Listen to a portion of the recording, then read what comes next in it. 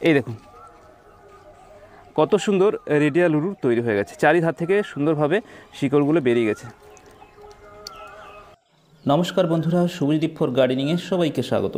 আশা করি আপনারা সবাই খুব ভালো আছেন এবং সুস্থ আছেন। বন্ধুরা, আজকের অ্যাডিনিয়ামের রিপোর্টিং দেখাবো এবং সেই সাথে সাথে রিপোর্টিং সংক্রান্ত কিছু টিপস এবং ট্রিক্স থাকবে।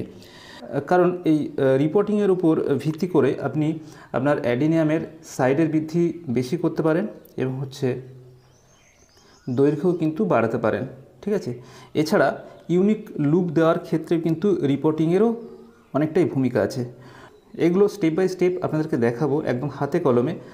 তো প্রথমে প্রতিস্থাপন দেখাবো। প্রতিস্থাপনের সময় কোন কোন বিষয়গুলো খেয়াল করা উচিত, কোন কোন টেকনিক অবলম্বন করে আপনি আপনার অ্যাডিনিয়ামের কর্টেক্সের লুকটা পরিবর্তন করতে পারবেন, ইউনিক লুক দিতে পারবেন। এছাড়া প্রতিস্থাপনের সময় টবে কতটা পরিমাণে মিডিয়া দেওয়া উচিত সেটা একদম হাতে কলমে আপনাদেরকে দেখাবো। বন্ধুরা, এই গাছ দুটো লাগানো ছিল 4 ইঞ্চি টবে, যথেষ্ট মোটা হয়ে গেছে। 4 ইঞ্চি টবে এখন আর লাগালে কিন্তু হবে না, সেই জন্য আমি এগুলোকে 6 ইঞ্চি টবে প্রতিস্থাপন করব। এই দুটো গাছ আর কি, এই দুটো। প্রথমে আমরা টবটা রেডি করে নেব। দেখুন এই টবটা নিচ্ছি, এটা একটা 6 ইঞ্চি টব। এতে যে ড্রেনেজ হোলগুলো আছে, ড্রেনেজ হোল যেভাবে আমরা বন্ধ করি, ড্রেনেজ সিস্টেম যেভাবে তৈরি করে নিই, ঠিক একইভাবে কিন্তু আমরা ড্রেনেজ সিস্টেম তৈরি করে নেব। আমি আর সেটা দেখাচ্ছি না, ড্রেনেজ সিস্টেম তৈরি করে নিতে হবে। তবে যেহেতু এই গাছটার কর্টেক্সের দৈর্ঘ্য খুব বেশি আমি বৃদ্ধি করতে চাইছি না, আমি চাইছি এর সাইডে বৃদ্ধি হোক, একটু মোটাসোটা হোক, লম্বায় কিন্তু আমি বেশি বৃদ্ধি করতে চাইছি না। সেই জন্যে আমি প্রতিস্থাপনের সময় এই টেকনিকটা অবলম্বন করব। এর যে ড্রেনেজ সিস্টেম করার সময় যে আমরা পাথরগুলো ব্যবহার করি, এই পাথরের পরিমাণটা একটু বেশি দেব, ঠিক আছে। টবটাকে আমরা একটু হাইটে কম করে নেব আর কি, যেহেতু এর ডিপটা যথেষ্ট বেশি আছে। সেই জন্য আমরা নিচের দিকে বেশ কিছুটা নুড়ি এবং বালি দিয়ে দেবো, যাতে করে এর হাইটটা অনেকটা কমে আসে।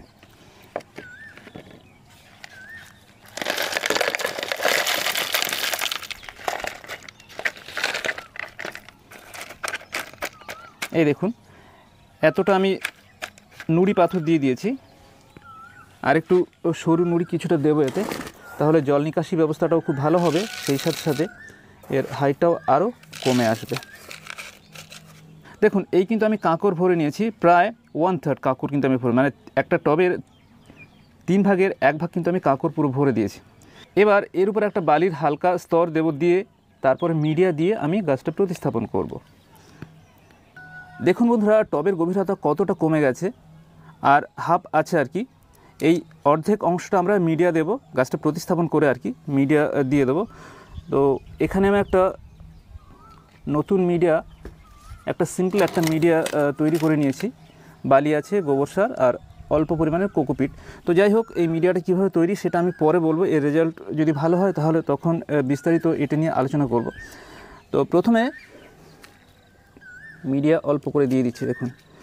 দেখুন এইভাবে যদি আমি টবের হাইট কমিয়ে নিই, সেক্ষেত্রে কী হবে, কর্টেক্সটা কিন্তু সাইডে বৃদ্ধি পাবে বেশি, ঠিক আছে, সাইডের দিকে বেশি বৃদ্ধি পাবে। আর যদি আপনি দৈর্ঘ্যে যদি বেশি বৃদ্ধি করতে চান, সেক্ষেত্রে টবের গভীরতা কিন্তু বেশি কমালে হবে না, ঠিক আছে। এবং টব যেটা সিলেকশান করবেন সেটা একটু চোঙাকৃতি টব আপনি সিলেকশান করবেন, বেশি গভীরতা বিশিষ্ট টব আপনি সিলেকশান করবেন, ঠিক আছে। তাহলে পরে আপনার গাছের এই কর্টেক্সের বৃদ্ধিটা কিন্তু বেশি হবে, ঠিক আছে। দেখুন এবার এখানে জাস্ট এইভাবে বসিয়ে দিচ্ছি গাছটাকে, এই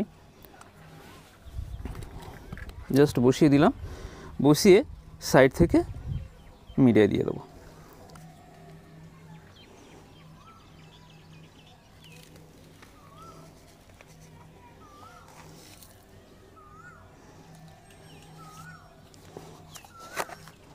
দেখুন পুরোটা কিন্তু মিডিয়া ভরবো না, হ্যাঁ, মিডিয়াটা দিচ্ছি, তারপর আবার কিছুটা কাঁকর দিয়ে দেবো।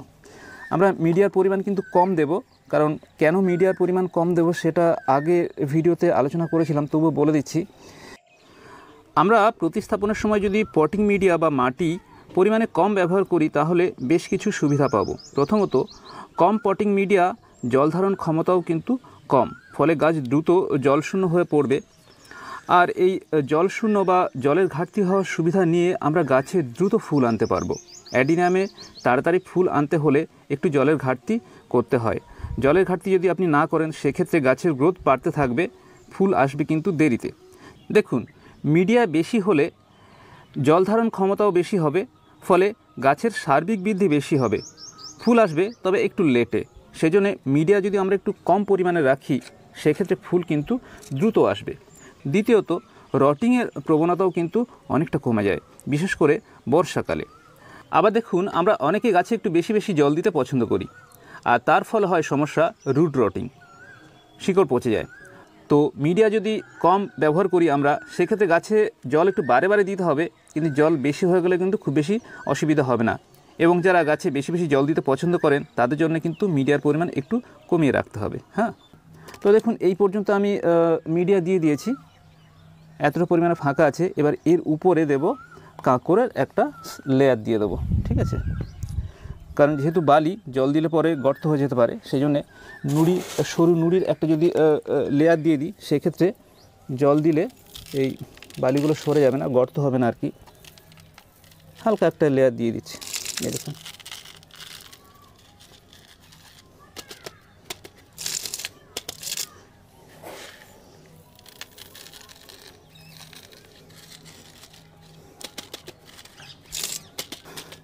ব্যাস হয়ে গেল।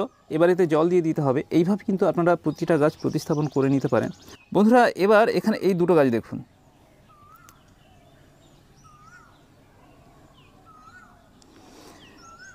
এই গাছগুলো কিন্তু একটু হেলে আছে, তাই না? দেখুন এইভাবে কিন্তু একটু হেলে আছে, এটাও তাই, এই দেখুন এইভাবে হেলে আছে। আপনি যদি এরকম দেখতে কোনো গাছ তৈরি করতে চান সেক্ষেত্রে প্রতিস্থাপনের সময় গাছটাকে কিন্তু একটুখানি এইভাবে কাত করে কিন্তু প্রতিস্থাপন করতে হবে। গাছটা আপনি যদি এইভাবে কাত করে প্রতিস্থাপন করেন সেক্ষেত্রে প্রাকৃতিক নিয়মে গাছটা কিন্তু আস্তে আস্তে এইভাবে সোজা হয়ে উঠবে। সেক্ষেত্রে এরকম একটা কার্ভ নেবে, একটা মানে হেলে এরকমভাবে ধনুকের মতো কিন্তু বেঁকে উঠবে, সেটা কিন্তু দেখতে খুব সুন্দর লাগে। তো এটা আপনাকে প্রতিস্থাপনের সময় করতে হবে, আলাদাভাবে দড়ি দিয়ে টেনে কিন্তু করার কোনো দরকার হয় না। হ্যাঁ, আর একটা জিনিস বন্ধুরা দেখুন, প্রতিটা ডালের মাথাতে কিন্তু ফুলের কুড়ি চলে এসছে। এই গাছটা তখন আমি প্রুনিং করেছিলাম, সেই জন্য পাতা বাদ দিয়ে শুধু কিন্তু এখন কুড়ি আসছে, প্রতিটা জায়গায় দেখুন কুড়ি আসছে।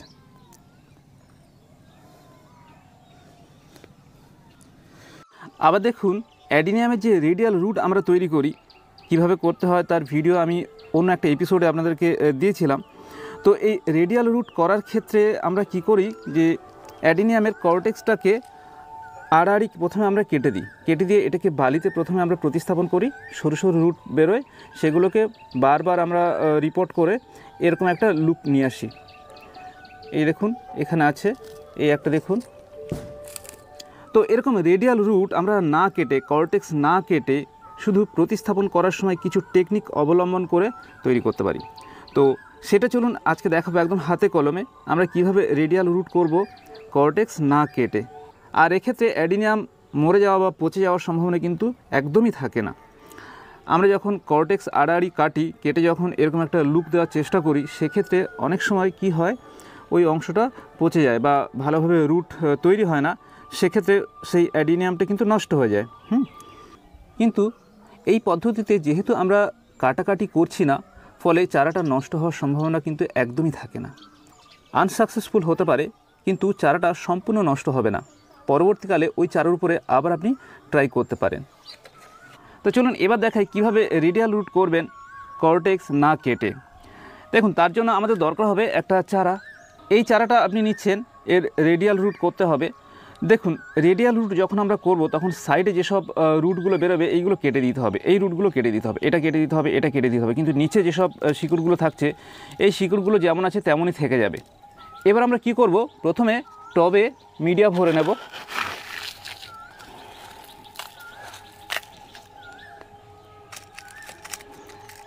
মিডিয়া ভরার পরে এরকম একটা প্লাস্টিকের চাকতি জাস্ট এখানে এইভাবে বসিয়ে দেবেন, দিয়ে এই চাকতির উপরে গাছটাকে বসাবেন। যখন চাকতির উপরে গাছটা আপনি বসাবেন তখন কি করবেন, এইখানে যে শিকড়গুলো আছে যতটা সম্ভব একটু ফাঁকা করে দেবেন, ঠিক আছে, ছড়িয়ে দেবেন এইভাবে। দেখুন উল্টে দেখাচ্ছি আপনাদেরকে, এইভাবে যতটা সম্ভব একটু ছড়িয়ে দেবেন। এইভাবে ছড়িয়ে দিলেন।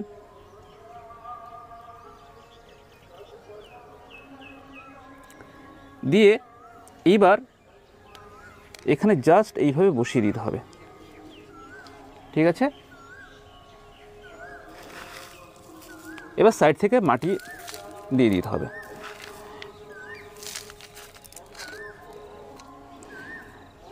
বন্ধুরা আমি এর সাইডের শিকড়টা কাটিনি, জাস্ট আপনাদের দেখানোর জন্য। এগুলো কিন্তু কেটে পরিষ্কার করে দিতে হবে। তো এইভাবে আপনি প্রতিস্থাপন করে দিলেন। এবার কি হবে বলুন তো, যেহেতু নিচে এই প্লাস্টিকটা দেওয়া আছে, এই নিচে প্লাস্টিকটা দেওয়া আছে, প্লাস্টিকটা দেওয়ার কারণে এখান থেকে কোনো রুট কিন্তু নিচের দিকে সোজাসুজি যাবে না। কি করবে, এই চাকতির সাইড বরাবর চারিধারে শিকড়গুলো কিন্তু বেরোতে থাকবে। সোজাসুজি নিচের দিকে কোনো শিকড় কিন্তু তৈরি হবে না, যেহেতু নিচে প্লাস্টিক আছে। আর এখানে যে নিচের দিকে যেসব শিকড়গুলো থাকবে সেগুলো আস্তে আস্তে কিন্তু নষ্ট হয়ে যাবে, শুকিয়ে যাবে, ঠিক আছে। তো এইভাবে আমি একটা গাছ প্রতিস্থাপন করেছিলাম, সেটা আপনাদেরকে দেখাচ্ছি। এই গাছটা প্রতিস্থাপন করেছিলাম, মাস 6 হচ্ছে। দেখুন এর শিকড়গুলো কিভাবে বৃদ্ধি পেয়েছে সেটা একটু আপনাদেরকে দেখাই। উপর থেকে আস্তে আস্তে মাটি খুলে নিলে বোঝা যাবে। এই দেখুন বন্ধুরা, আমি আস্তে আস্তে দেখাচ্ছি আপনাদেরকে। এই দেখুন চারিধার থেকে, যে পুরোপুরি বের করি, না বের করলে হবে না।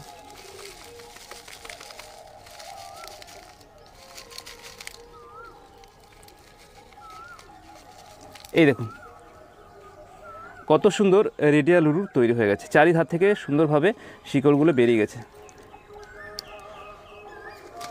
এর পেছনে এরকম একটা চাকতি দেওয়া ছিল প্লাস্টিকের।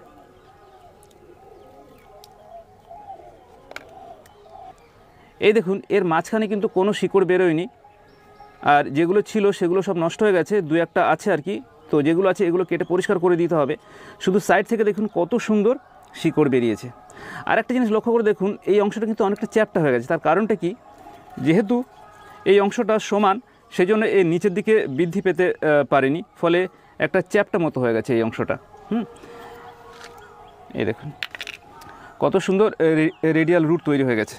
এখন এবার যখন আমরা প্রতিস্থাপন করব, এই যে চাকতিটা, এই চাকতিটা তো ছোট, এবার একটা বড় চাকতি আমরা এখানে দিয়ে দেবো, দিয়ে প্রতিস্থাপন করব, যাতে করে এই অংশটা আরও ভালোভাবে এইভাবে মেলে রাখা যায়। আবার 1 বছর পরে যখন এটাকে আমরা রিপোর্ট করব, তখন কিন্তু এইসব শিকড়গুলো অনেকটাই মোটা হয়ে যাবে। তো বন্ধুরা আপনারাও কিন্তু এইভাবে রেডিয়াল রুট তৈরি করতে পারেন, কর্টেক্স না কেটে। হ্যাঁ, এইভাবে যে আড়াআড়ি যে আমরা কর্টেক্স কাটি, কর্টেক্সগুলো না কেটে এইভাবে কিন্তু আপনি রেডিয়াল রুট করতে পারেন। তো দেখুন আবার প্রতিস্থাপন করার আগে এর কিন্তু কাটাই ছাটাইটা ঠিকঠাকভাবে করতে হবে। এই উপরে যেসব শিকড়গুলো বেরিয়েছে এগুলো কেটে দিতে হবে। নিচে যেসব শিকড় আছে, এই ধরুন এইসব যে দুটো, এই একটা শিকড় আছে, এগুলো আছে, এগুলো কিন্তু কেটে পরিষ্কার করে দিতে হবে, ঠিক আছে। আর এই সাইড থেকে যে অসংখ্য শিকড় বেরিয়েছে, এর মধ্যে থেকে আপনি কিছু কিছু শিকড় কিন্তু কেটে দিতে পারেন। যেসব শিকড়গুলো একটার উপরে আরেকটা উঠে যাচ্ছে, তার মধ্যে থেকে একটা শিকড় কেটে একটু সোজা রাখার চেষ্টা করতে হবে, ঠিক আছে।